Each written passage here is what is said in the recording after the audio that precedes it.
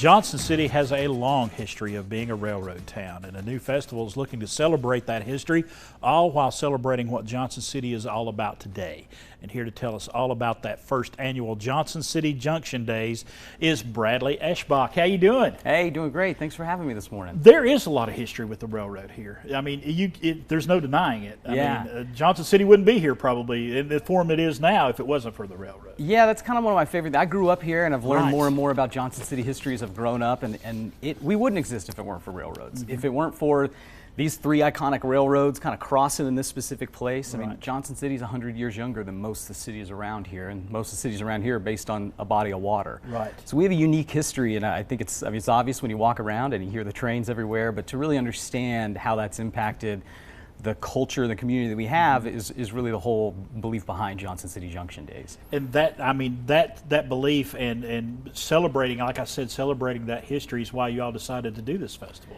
Yeah, I mean, Johnson City, we opened the Generalist just under a year ago downtown, Main Street and Roan Street, and it's been really powerful to see just the huge waves of folks that come in, visitors, people from all over the U.S. that are passing through Johnson City, and also locals, and it really harkens back to this time in the past where, I mean, you go back 50, 60 years ago, there were 20 passenger trains a day stopping in downtown Johnson City at 3 stations, tens of thousands of people passing through our streets. That's why we always had so many theaters, so many shops, so many restaurants, way more than the other places around here, because we were this kind of center of gravity that brought people together and let people share their stories and shop our shops. And so we just really want to kind of bring back that magic of just making that one time a year, that one weekend a year, Junction Days, where everybody kind of comes downtown and sees what the latest and greatest is. And Junction Days, the model for Junction Days is a little different than some of the other festivals that are going on. First of all, it's a little later in the summer,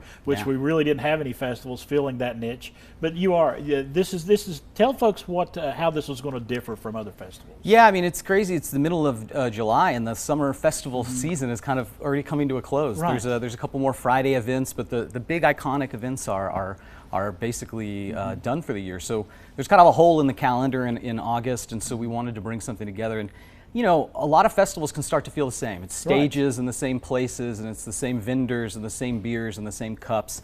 It can just feel redundant. And so kind of hearkening back to how South by Southwest started 30 years ago in Austin. It wasn't about setting up stages that are temporary. It was about really bringing people into the businesses. So think about downtown Johnson City like it's always been. It's this place where all the trains came, and so every business downtown is becoming a station. And those stations, just like the schedule of all the trains arriving, departing all day, we're going to have performances throughout the day. So you might have something at 10 a.m., you might come see a busker playing a banjo. Later on, you might see somebody doing some comedy. You might see a variety show in the evening. And we're going to have that happen at bars and restaurants and shops and offices and buildings that are in disrepair. The idea is just create all of these little pop-up experiences that people can come and partake in and see it, kind of like an open house for all of downtown. And this is another evidence that downtown Johnson City is so vital. I mean, because there's a good vibe down there. I mean, you come down on the weekend, parking's hard to find, which is a bad problem and a good problem because there's so much to do in downtown Johnson City. I always say this, you know where else there's problems parking? Disney. You know why? Because everybody wants to be there. That's downtown. Downtown's the Disney of Johnson City.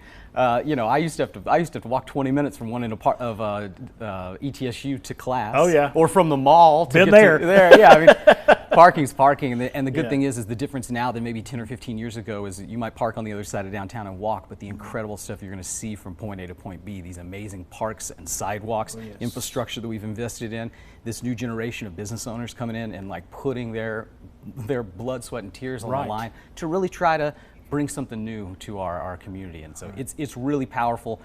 Look, Johnson City Junction Days didn't exist 2 weeks ago. This is quick. And that's because of the support of all the other people downtown. Yeah. All right.